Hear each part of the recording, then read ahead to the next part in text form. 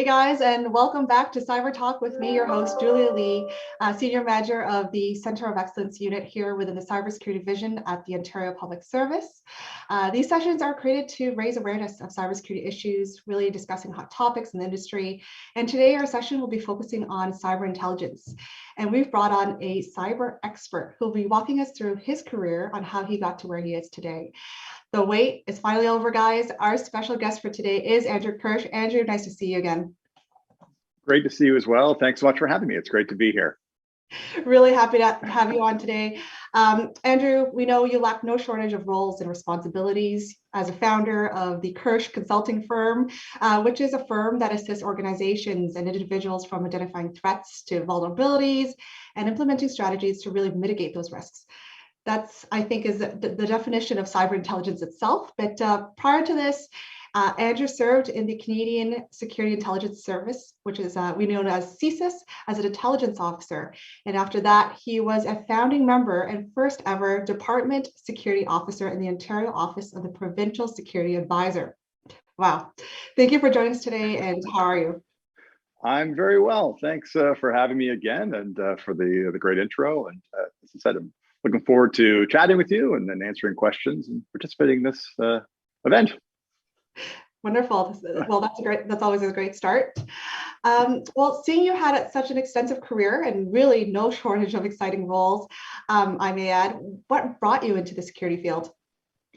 Yeah, I was actually started my professional career as a banker. I was a junior financial analyst in the UK in the early 2000s, and I was living there around 2005 when the bombs went off on July 7th in 2005. And this really was kind of an age of terrorism. With 9/11 had happened a few years before.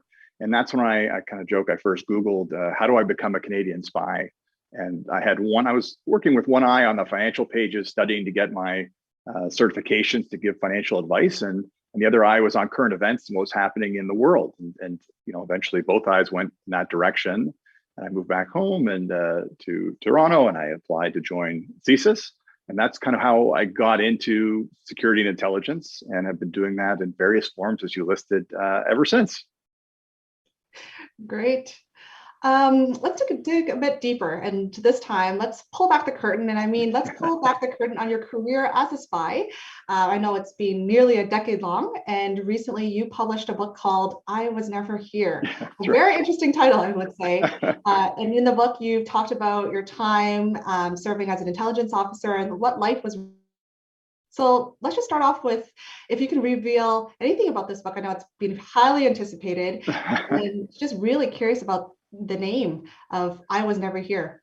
That's right. Well, thank you very much. And yes, so I've written a book about my nearly a decade with the Canadian Security Intelligence Service, where I was an intelligence officer.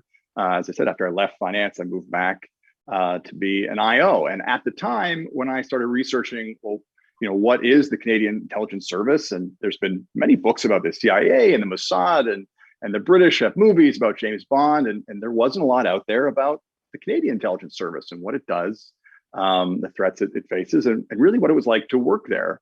And when you're there, you can't talk about it. And I joined up not knowing much, not being able to reveal much. And when I left and I became more public about where I worked, I started getting a lot of questions from people like me, 10 years, 15 yeyears before, saying, what's it like to work there?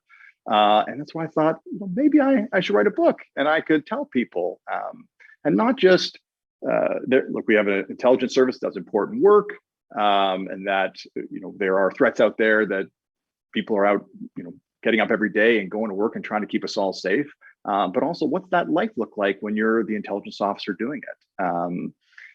That is kind of the story that I wanted to share about my career. So I wrote this book. I Was Never Here, which is sort of a joke, and the fact that when I would go and talk to people and say, we never met, and everything that I would tell you is between us. Anything you would tell me, I won't say anything. But later on, when I started doing special operations, which was invoking warranted powers and technical surveillance, I had a lucky T-shirt that said I was never here, and I would wear that on my operations. And it was kind of a mantra, like, I hope I don't get caught. I hope nobody finds me. I was never here.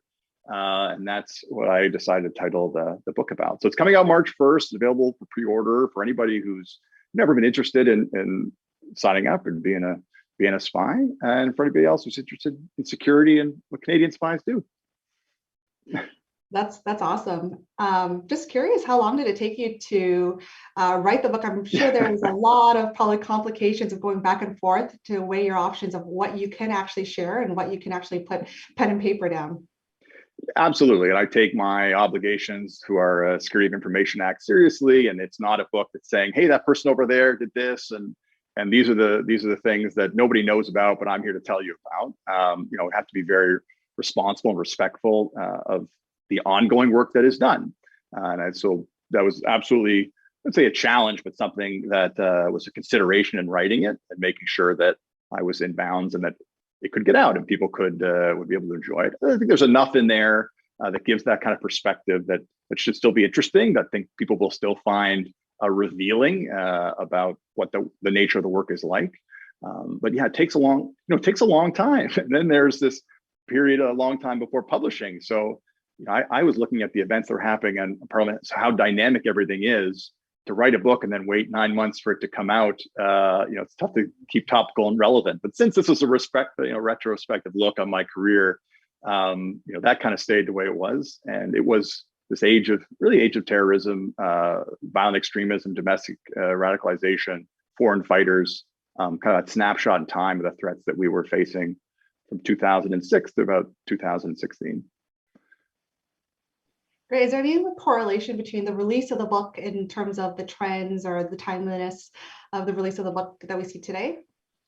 Not a little bit, in so much that there's always these threats out there. And I think I talk about in the end of the book, certainly there's this evolving nature of the threat. I kind of mentioned that I was in our special operations unit, which was technical surveillance. And back when I was there, to do technical surveillance operations, you would need to get very close to people, right? If you want to listen to somebody's conversation there in their basement, you would need to put listening devices, in their basement, which is a very involved operation. And at the end of my career, things were moving to this remote access, which is taking advantage of technology that's already in place to access information through remotely through in-place technology. And I think that's, a trend that's kind of continued to this day. And we talk about security threats and threat intelligence.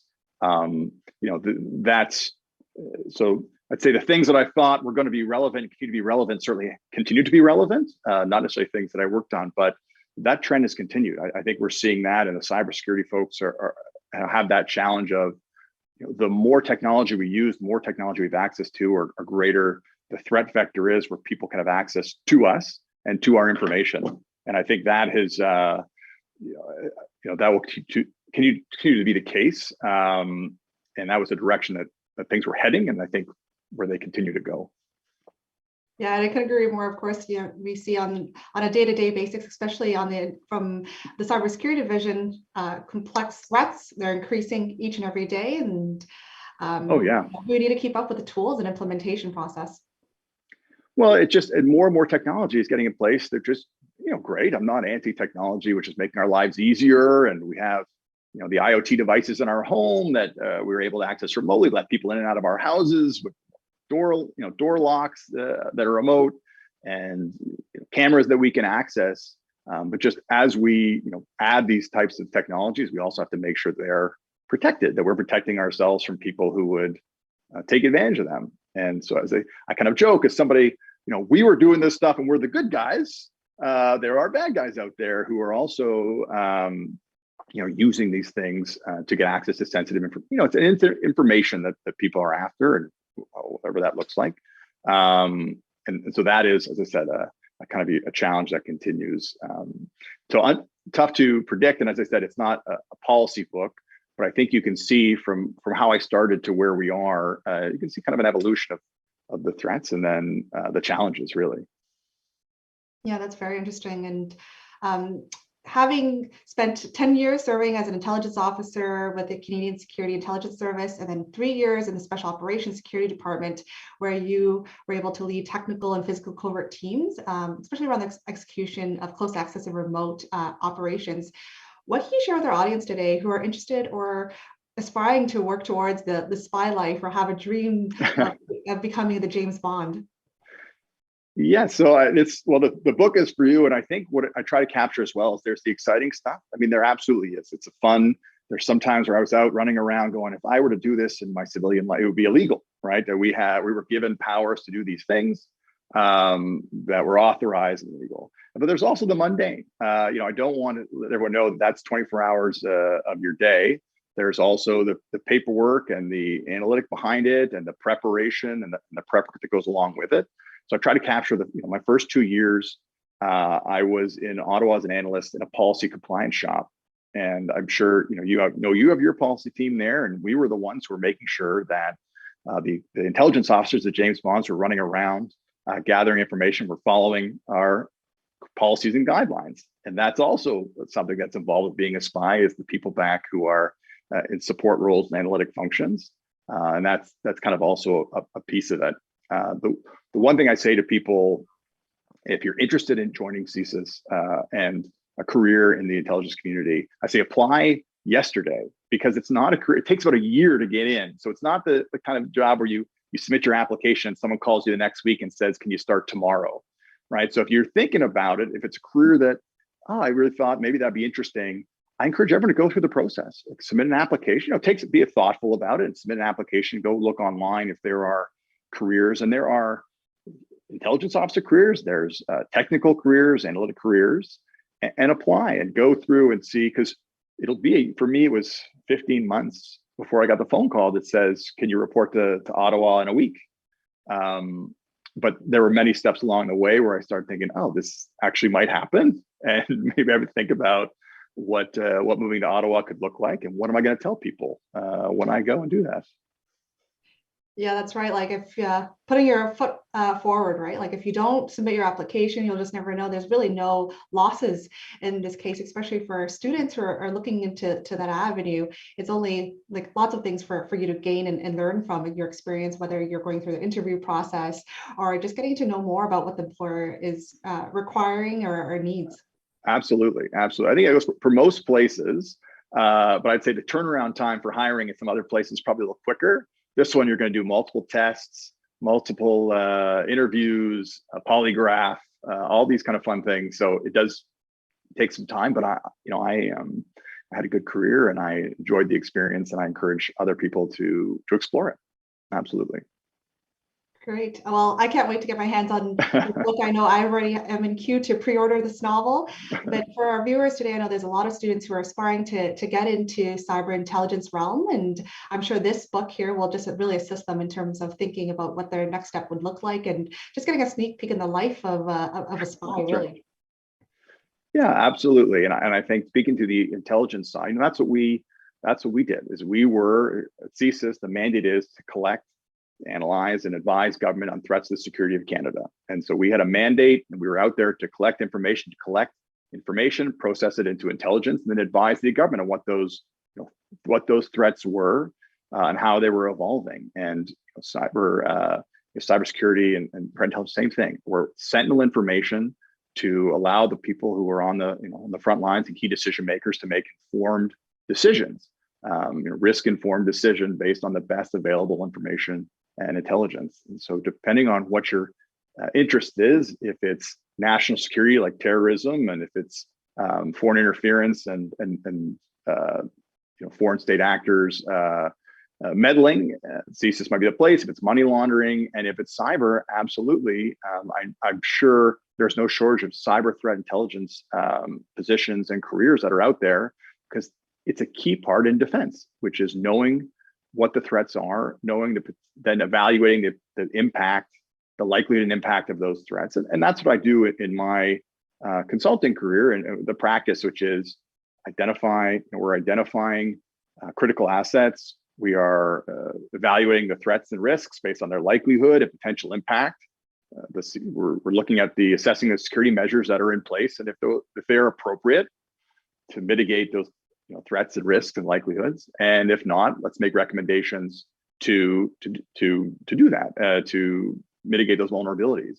And that is kind of based on that information gathering process and going through the intelligence process. And the cybersecurity, the threats you're facing, minutely, hourly, what's secondly, what's the most minuscule recording that we could say, but it is nonstop. The threats are constantly evolving, and the challenge is great. So people are interested in a cybersecurity career. Please, we need you, and everyone's doing it. Thank you for your work in the field.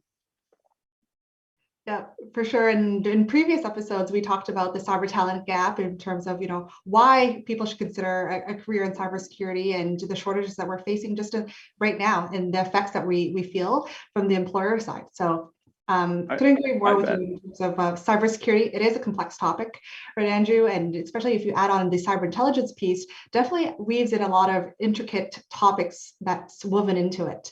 But our focus today for our session, let's move into the cyber intelligence side, which is all focusing everything on knowledge, skills, experience-based information to preparing, identifying those threats, and a lot of crystal ball gazing in terms of what cyber threats we're going to be facing. But in your experience and with your cyber intelligence, what are some cyber myths you have come across that it's clearly not true and you want to dispel with our audience today? Well, the biggest one, and I'm probably preaching to converted here, but maybe it's helpful to reinforce, where people say, "Oh, I'm not a target," or "I don't have anything anyone would want. Why would anyone come after me?" So we talk about a threat, we talk about critical assets and targets. Like the people who say, I'm not doing anything because I don't have anything of value, and if people read my emails, they're going to be bored. But no, that's the biggest myth, which is, unfortunately, we are all targets, because if we have more information of value than we think, right? Not just our credit card information, our personally identifiable information that can be used against us.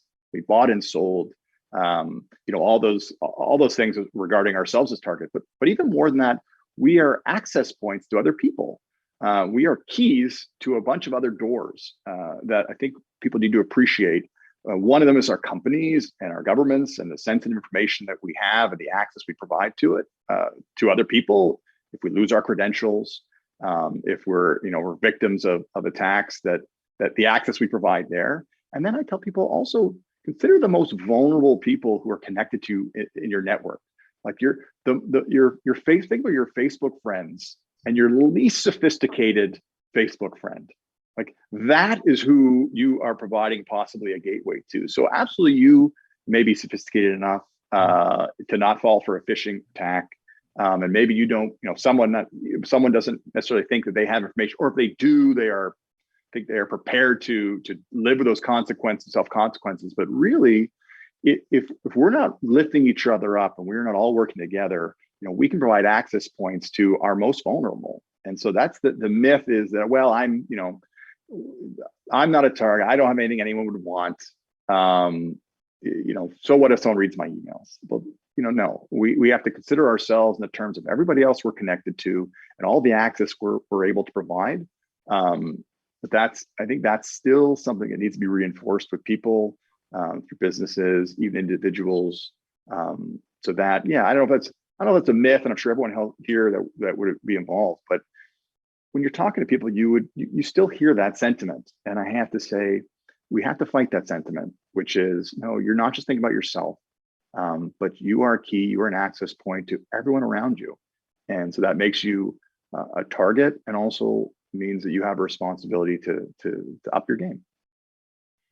Yeah, that's right. And often I think that people are just so used to seeing cyber news and cyber threats just on the news, and they just don't think that it would zero down to them. It couldn't possibly happen to me, right? So, and there's probably an assumption that there's a cybersecurity team around the globe that's protecting us. That's right. They don't need to do anything, but sometimes, like you said, just opening the door, just even as simple as having a Facebook account, of just changing your privacy settings, strengthening your security settings, is a first step into ensuring that you don't have that open door as a gateway to any vulnerabilities.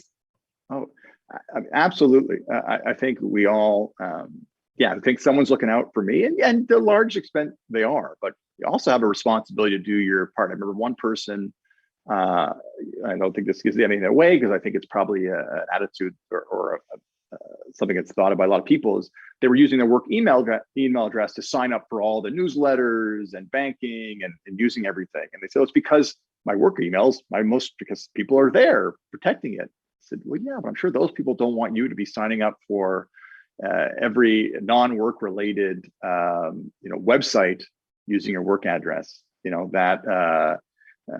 So yes, they're working hard to keep you safe. You can also do some things to make their job a little bit easier. So yeah, it fits in there as well. Exactly. We all play a part, and every little part that we play plays a role as us working as a team to protect our systems, protect our families, our friends, just our network in general. Absolutely. Once we're plugged in with our network and we're connected, then really think about how, the role that we play in keeping everybody else safe, right? That is, we've now created a vulnerability to all the people that we're connected to. And, I think about that with trying to tell people, yeah, and maybe you're more sophisticated, but think about the person who's not. And that's who is, the most vulnerable. That's who's going to be, unfortunately, the most likely victim. Right now, working as a consultant in threat and vulnerabilities management, I'm sure you've worked with many different organizations and individuals to really optimize their security programs, awareness sharing, mitigate any risks. But what would you say are some of the first steps for organizations, especially in the broader public sector, to make these risk-informed and value-based security decisions? Absolutely. I think we've just talked about it. It's your taking care of your people. So first, let me say to everybody who is on the front lines of this, like, once again, thank you. And it is, so I don't like to in any way imply that people aren't doing enough or doing the right things. There is the challenge is great. And I say, I always come back to your people are your greatest asset. They're also one of your greatest vulnerabilities. So making sure that they have the training, the tools, the processes, the policies to support them is very important. And the challenge we're working remotely is your people, unfortunately, are going to do their, the best to be as efficient as possible. And so if cybersecurity creates roadblocks, some people sometimes find their way around them to be as efficient as possible. So it's really building in all those things into your operations to support your people and making life as easy as possible for them to follow the rules and to do the right things, right? I think everyone wants to do the right things. People are security conscious because they know, we all have friends who've had stories of fraud or identity theft. I think it's out there enough that we can have these conversations. So it is, telling your folks what are the right things to do, how to do them, having a culture where if people make mistakes, which everybody does, and click bad links, that they know where to go and who to report to and feel comfortable and confident to do that. And really said, take care, because I've heard it, we're only as strong as our weakest link, but I really like that we can raise all, we can raise all ships if we're all working together and pull in the right direction. So, start there.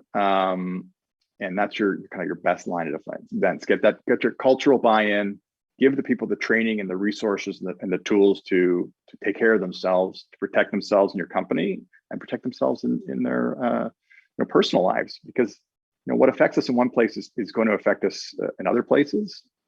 So people will, appreciate that at this point and will do their best.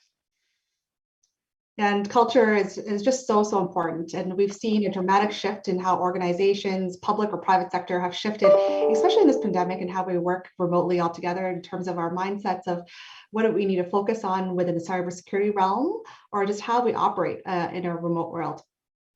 But maybe taking our audience back in terms of how you and I got connected was through the cybersecurity expert panel.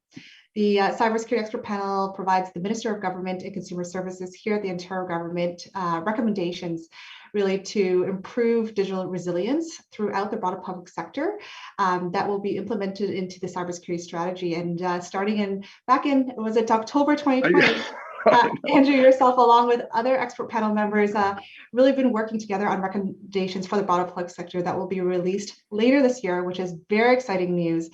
But as part of the communications and stakeholder subcommittee, the cybersecurity expert panel, your scope of work really focused and really drove through the creation of communication strategies to increase awareness, increase efficiencies, identify gaps within the topic of cybersecurity.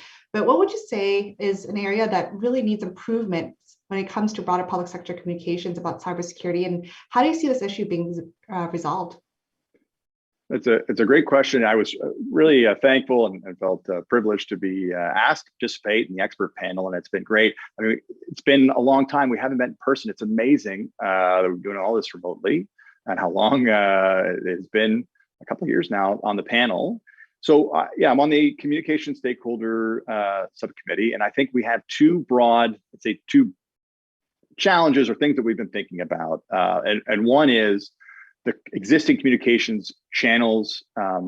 Some exist, some are informal. How do we strengthen those, make sure that people have access to them at all levels, know where they can get access to their peers, into these networks, into these communities of practitioners and the BPS, because we have best practices, we have people who can provide advice and guidance, resources.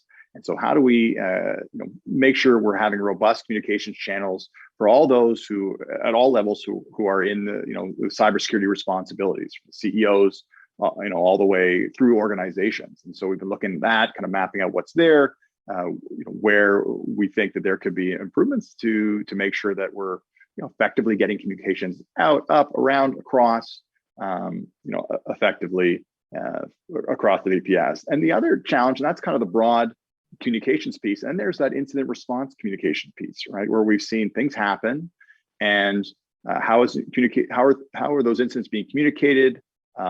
Sometimes there are real challenges about what you can speak about, what you can't. We say silos exist. Sometimes those are a feature, not a bug, where an event is occurring and you want to be as open and transparent as you can, but there are privacy concerns with the incident. You want to ask the person who's dealing with the challenge of an incident, but of course they're very focused on resolving the incident. So who can you ask and where can you go? And so talking about in those incidents, can we provide some communication strategies and some comfort around those who want to share to make sure they're able to do so responsibly? And what does that look like from the BPS? Because we think more communication, and not that there's none, but I think it can always be better, that we are creating avenues and resources and strategies around that. And so I think that's real key. When we talk about threat intelligence, it's about gathering that information, gathering that intelligence from all the reliable and reasonable sources, and doing that in kind of a responsible way across the BPS. So yeah, I'm excited for that too. I think we're in the process, and stay tuned. But it's been a great program, and I think people will hopefully enjoy or find enlightening the results. Great. Well, in your current role and your role supporting the Ontario Cybersecurity Expert Panel, I know you've got a lot of confidential information under your belt, but do you have any tips for our audience today in terms of how you triage what you're able to disclose? I know that sometimes for me, in terms of I tend to second guess, is this information going to cause harm, or is this information, where is this information trickling through if I'm sharing or communicating things over in conversations with people? So how do you usually differentiate that? Well, this is the challenge, and I think that you're not alone, and people want to share, and they also want to be responsible for what they share. And the feeling like, well, I want other people to be able to protect themselves. What is happening over here is important, so other folks can have that information, that they are able to act on it. But am I allowed to share that? Is a question that we ask, and I don't want to be prescriptive because, but just know that across the BPS, many people were having those conversations about who do I ask? Oh, I see someone's having an issue. Do I go to the government? Do I go to the person? Do I message a friend? What are the formal and informal that exist, and how do we? And I think for yourself, give comfort to the people who want to make sure they are sharing and doing it in a responsible way, and that is the reasonable, responsible way to do it. And I think that's one of the things that we've been grappling with is, and everyone will continue to, is what does that look like? And it's tough to, as I said, to be prescriptive in what that information is, at what stage you are. But yeah, I think under the fact we all acknowledge that we want to help each other, right? That especially the people who are in the battle, that this could be helpful to somebody else, or geez, I wish I knew what was happening over there because I want to make sure I'm protected in case it comes to my door next. We have to figure out how we can enable and facilitate that communication. For sure. That's very true. Yeah, we want to enable a culture of communications, awareness, communications, but there's always a limit of what you're able to communicate and decipher between what might be information that's not so shareable that might impact you, the organization, or just your role in general. Yeah, absolutely. Right. Well, on that note, what's the best cybersecurity advice you can give, Andrew, or you've ever received?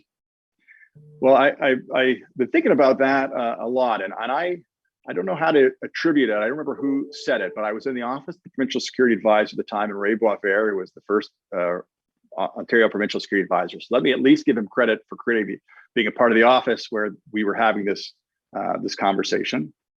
I think the advice was, we know it's overwhelming for people, and if you're not technical, especially to hear about this threat here and this breach there, and someplace was breached that you didn't know that your email, you forgot your email was there, and like it's very hard to keep up. But just because we can't be perfect doesn't mean we shouldn't try our best to be as good as we can.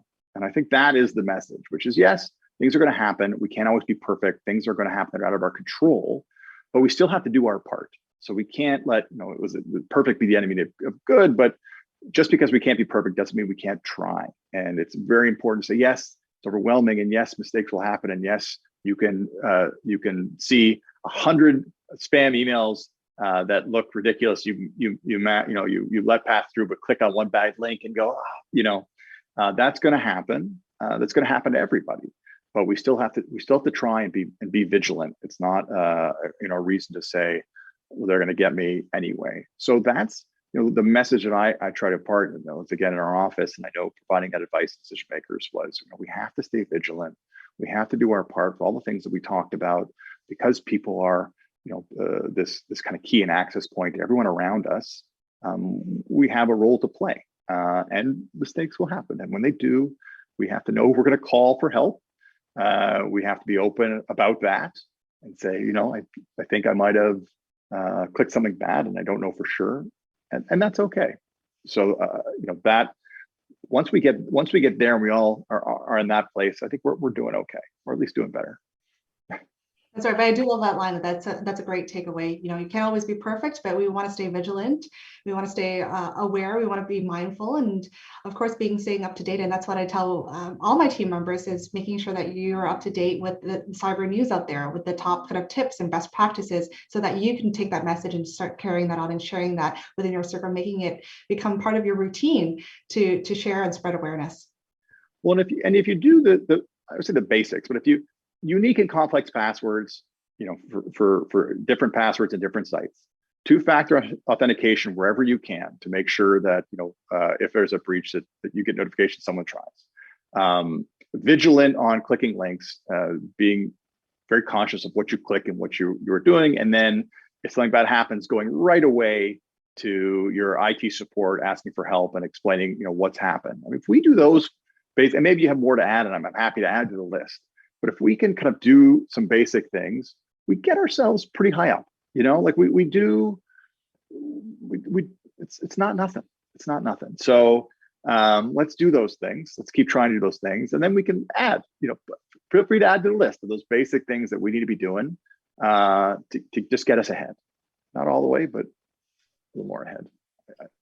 That's right. And just shifting for the mindset to say, I'm just one person. If I share this advice with my neighbor or someone, a colleague, what am I going to do? How am I going to help? Well, you are going to help by making sure that it's on their radar, making sure that it's a priority and it's top of mind for them.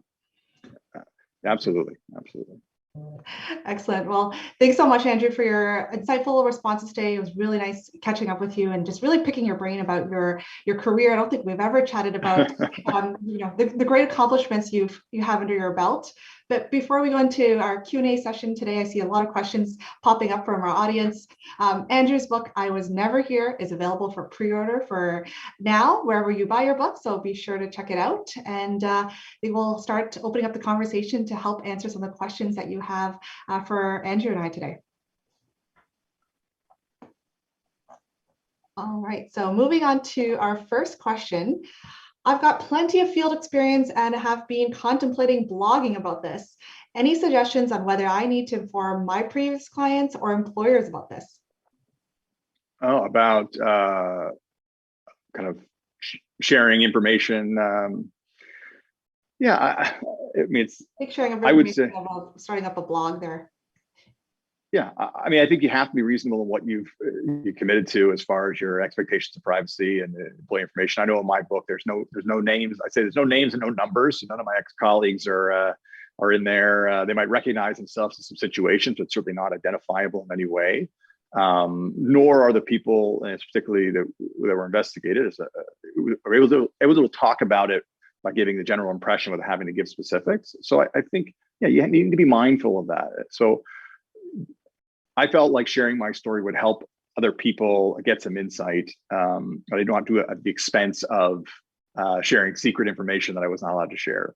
So, finding that balance, if it's running it by ex-colleagues to see if it's okay, if it is getting another pair of eyes on it, I absolutely advise that, because we do have our obligations for discretion, if not outright secrecy. So, be mindful of those. But I'm sure you can find a way to share. There has to be a way in there for you to be able to talk generally about your experiences and what you've seen in a helpful way to others, while being mindful of those obligations. That's right. You've covered that off, and hopefully what you've shared in terms of how you were able to craft your book, I Was Never Here, really helped with this question here and helped you along the way of starting up your blog, which is amazing, by the way. Kudos to you for starting this journey. Our next question, how important is attribution in cyber intel?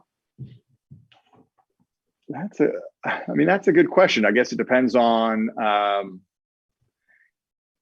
are you a government looking for other governments? Are you a company that's dealing with billions and billions of hits at your door? I would think it would depend on what you plan to do with that information. Or in my old line of work, I would say very much, because we were very curious about who was out there targeting Canada and Canadians. And is that an organized way? Is that a foreign state actor, or is that simply malicious bot or running around? So we would have been a lot more concerned. I'm curious if companies really care who's out to get them versus the volume of things that are coming at them, and how much time and resources that they want to spend to try to figure out who or what that was.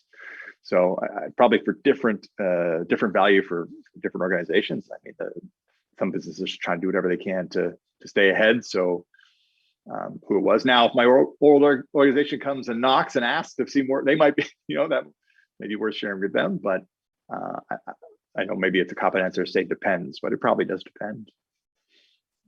Great. Our next question, we've touched on this earlier in our show today, just around opportunities to get into CSIS, making sure that you put your foot forward and actually take the step of submitting your resume, putting your application forward, and going through the processes there. But this one is quite specific. As a third-year university student aspiring to get into CSIS, what advice can you give to me? Sure. Well, the challenge you have as a third-year student is, I believe, one of the requirements is to have a degree. So I'm not sure if you're graduating early, but it is government, as much as it's secret people, it is government. And so if they say a requirement is to have a degree, then that will be a requirement. Now, if you're graduating in a month because it's March and you're in April, maybe they would say, okay, we won't make you wait a month. But if it's a year or 2 years you have left, that could be a challenge. The other one is I think it's a G driver's license and a degree. So first of all, get your degree, and it will also depend on what type of role you're looking at. So CSIS has intelligence officers, which are generalists, people like myself, who were analysts, reading reports, writing memos, synthesizing information into reports. and field investigators who are collecting, knocking on doors, talking to the community, recruiting human sources, and trying to leverage relationships, building trusting relationships to gather information, collect information. There are also technical roles. I mean, if you were technical, they would love to speak to you, I am sure. And I would check out the website and see what particular roles they're hiring for, if those are of interest to you, and apply for them. Some of them will have geographic restrictions, Ottawa, Toronto. Surveillance is a very specific role. So the advice I have is check out the roles, see if they're one that kind of speaks to you and your interests, whether it be an analytic, technical, or whatnot. See what the requirements are. It's a government job, so they're going to have requirements. Make sure you satisfy those or are working towards satisfying them, and then apply. So yeah, I don't know. Hopefully that's helpful. All right, I've got a few more questions. Sure. I see more that pop up in the chat, so I'll try to keep up. How should cyber intelligence feeds take on tips from the public? It's a good question, and I might be biased because I relied almost exclusively on tips from the public. Right, we were out there knocking on doors and trying to get assistance from anyone who would give it. And I'd like to think that more information is better, and then there is the challenge of putting some weight behind it and trying to validate it and those types of things. But I would never say no. And maybe this is where I'm wrong, and it'd be more specific cybersecurity practitioner would say something different. But I'd like to believe that more information is better, and then it's up to us to triage that, to lend credence to it and validate it. Because I have to believe crowdfunding some information has been a benefit to many. And we've seen that before, which is sites that are popping up of concerned citizens who are doing their own research and trying to provide that into the government. I saw it all the time with threats in my area. In cyber, I have to believe it's similar. Yeah, maybe you would speak to that too. Yeah, maybe that would be something you would speak to as well. Yeah, that's exactly it. And that's why we've established the Center of Excellence here at the Ontario government to help, triage, collaborate, look into all those feeds, and then start distributing and sharing that out with the broader public sector, so we're all aware. But it does come from, some of our tip stuff does come from the broader public sector or from the public feeding into the government, like you said there, Andrew. Yeah, it's great. That's great. All right, so I think bouncing back to the expert panel work, which is quite interesting, what can we expect from the report you mentioned with the expert panel, and what would that mean for Ontario?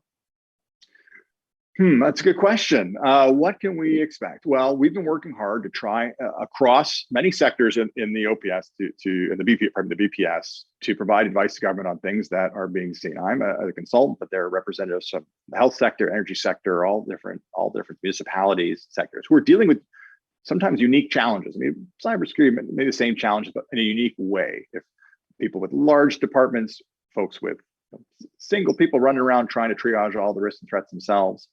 So it's articulating what we've seen to the government with some recommendations for how we need to improve, in my case, communications and stakeholder engagement, and how that will help everybody as a part of this cross section of participants, BPS entities, protect themselves and raise awareness and better work together to kind of rise all ships. So what can you expect? I think that's what, it shouldn't be any surprises. You'll see folks who are dealing with cyber challenges in different ways, and to say that these are kind of the things that we're seeing, and these are the things that we could use some assistance with. And yeah, I don't want to say, I don't think I can say, talk about keeping secrets and all these things, but shouldn't be any surprise. I wouldn't think there'd be any surprises if you've been following the news and following the challenges that people have been facing. And it's just an articulation of that with some recommendations of how you make these practitioners' lives a little bit easier. For sure. And yeah, if you're curious to know more about the get the plug into our plug into cybersecurity.ontario.ca, where you can access our interim report and more information. Just get a sneak peek of what's to come, hopefully this spring. In the next few questions, I'm just going to bundle them up together because I think they're quite similar. But Are there any particular books or podcasts you would recommend to someone who wants to start in cybersecurity?